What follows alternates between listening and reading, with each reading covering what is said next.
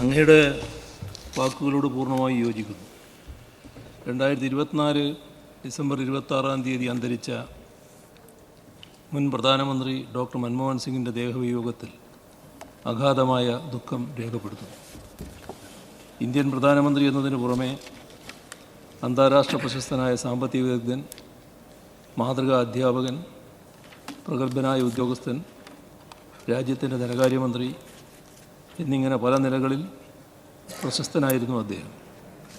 ഒരു സാധാരണ ഗ്രാമീണ കുടുംബത്തിൽ ജനിച്ച അദ്ദേഹം സ്വന്തം ധിഷണയുടെ ബലത്തിലാണ് പ്രശസ്തമായ കാംബ്രിഡ്ജ് സർവകലാശാലയിൽ IMD ലിറ്റിൽ എന്ന വിഖ്യാത സാമ്പത്തിക ശാസ്ത്രജ്ഞൻ്റെ വിദ്യാർത്ഥിയായി തൻ്റെ ഗവേഷണ പ്രബന്ധം പൂർത്തിയാക്കിയത്. കയറ്റുമതിക്ക് ഊന്നൽ നൽകുന്ന ഒരു സാമ്പത്തിക നയം വേണമെന്നതായിരുന്നു അദ്ദേഹത്തിൻ്റെ പ്രബന്ധത്തിലെ പ്രമേയം. സ്വാതന്ത്ര്യം നേടിയ ശേഷം രാജ്യത്തിൻ്റെ ആദ്യത്തെ പ്രധാനമന്ത്രിയായിരുന്ന ജവഹർലാൽ നെഹ്റുവിൻ്റെ കീഴിൽ അടിസ്ഥാന ഘനവ്യവസായങ്ങളിൽ സ്വയം പര്യാപ്തത കൈവരിക്കാനുള്ള ഉദ്യമങ്ങൾക്കാണ് ഇന്ത്യയിലെ ആസൂത്രണ പ്രക്രിയ പ്രാമുഖ്യം നൽകിയത്. ഡോക്ടർ മൻമോഹൻ സിംഗിൻ്റെ സാമ്പത്തിക കാര്യങ്ങളിലെ അഭിപ്രായമാകട്ടെ തൻ്റെ ഗവേഷണ പ്രബന്ധത്തിൽ എന്ന പോലെ തെക്ക് കിഴക്കൻ ഏഷ്യൻ രാജ്യങ്ങളെപ്പോലെ ഇന്ത്യയും കയറ്റുമതിയിൽ അധിഷ്ഠിതമായ സാമ്പത്തിക നയം സ്വീകരിക്കണമെന്നായിരുന്നു. ഗവേഷണം പൂർത്തിയാക്കി മടങ്ങിയെത്തിയ ഡോക്ടർ മൻമോഹൻ സിംഗ് പഞ്ചാബ് സർവകലാശാലയിലും പിന്നീട് പ്രൊഫസർ KN രാജനൊപ്പം ഡൽഹി സ്കൂൾ ഓഫ് എക്കണോമിക്സിലും അധ്യാപകനായി. അക്കാദമിക മേഖലയിൽ നല്ല രീതിയിൽ ശോഭിക്കുമ്പോഴാണ് അദ്ദേഹം അന്താരാഷ്ട്ര സംഘടനകളിലും പിന്നീട് ഇന്ത്യൻ സർക്കാരിലും സാമ്പത്തിക നയരൂപീകരണ മേഖലയുമായി ബന്ധപ്പെട്ട ഉദ്യോഗങ്ങൾ സ്വീകരിച്ചത്. ഇന്ത്യയുടെ സാമ്പത്തിക നയരൂപീകരണത്തിൽ കാതലായ പങ്കുവഹിക്കുന്ന എല്ലാ പദവികളും വഹിച്ച മറ്റൊരു വ്യക്തി ഇല്ലെന്ന് തന്നെ പറയാം.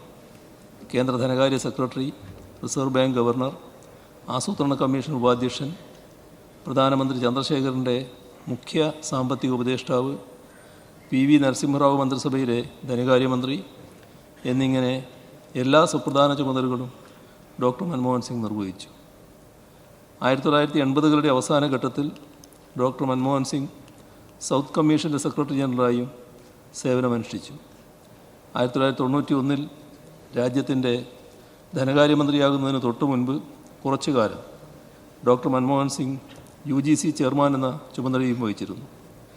രാജ്യത്തിൻ്റെ ധനമന്ത്രിയായി നിയോഗിക്കപ്പെട്ടതിനാൽ ഇന്ത്യൻ ഉന്നത വിദ്യാഭ്യാസ മേഖലയ്ക്ക് അദ്ദേഹത്തിൻ്റെ പ്രാവീണ്യം പ്രയോജനപ്പെടുത്താനുള്ള അവസരം നഷ്ടപ്പെട്ടുവെന്ന് വേണമെങ്കിൽ പറയാം. 2004 പൊതുതെരഞ്ഞെടുപ്പിൽ നമ്മുടെ രാജ്യത്തെ വോട്ടർമാർ ഇന്ത്യ തിളങ്ങുന്നു എന്ന മുദ്രാവാക്യത്തിൽ ആകൃഷ്ടരാകാതെ അന്നത്തെ ഭരണകക്ഷിയെ അധികാരത്തിൽ നിന്ന് മാറ്റിയപ്പോൾ ഇടതുപക്ഷ പാർട്ടികളുടെ പിന്തുണയോടുകൂടി അധികാരത്തിൽ വന്ന ഒന്നാം UPA സർക്കാരിൻ്റെ നേതൃത്വം ഏറ്റെടുക്കാൻ നിയുക്തനായത് ഡോക്ടർ മൻമോഹൻ സിംഗ് ആയിരുന്നു. ഇടതുപക്ഷം മുന്നോട്ട് വെച്ച പൊതു മിനിമം പരിപാടിയുടെ അടിസ്ഥാനത്തിൽ ആ സർക്കാർ ദേശീയ ഗ്രാമീണ തൊഴിലുറപ്പ് പദ്ധതി, വിവരാവകാശ നിയമം തുടങ്ങി നിരവധി ശ്രദ്ധേയമായ കാൽവെപ്പുകൾ നടത്തുകയുണ്ടായി. ഡോക്ടർ മൻമോഹൻ സിംഗിൻ്റെയും അദ്ദേഹം നേതൃത്വം നൽകിയ UPA സർക്കാരിൻ്റെയും ചില നയങ്ങളിൽ ഞങ്ങൾക്ക് അഭിപ്രായ വ്യത്യാസമുണ്ടായിരുന്നു എന്നത് വസ്തുതയാണ്.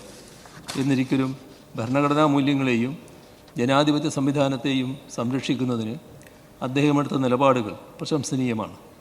മതനിരപേക്ഷ മൂല്യങ്ങളിൽ അടിയുറച്ച് വിശ്വസിച്ചിരുന്ന പ്രതിഭാശാലിയായ സാമ്പത്തിക ശാസ്ത്രജ്ഞൻ, സൗമ്യനും നിശ്ചയദാർഢ്യമുള്ളവനുമായ ദേശസ്നേഹി എന്നിങ്ങനെ പൊതുമണ്ഡലത്തിൽ ശോഭിച്ച അനിതരസാധാരണനായ ഒരു വ്യക്തിയാണ് ഡോക്ടർ മൻമോഹൻ സിംഗിൻ്റെ വിയോഗത്തോടെ നമുക്ക് നഷ്ടമായിരിക്കുന്നത്.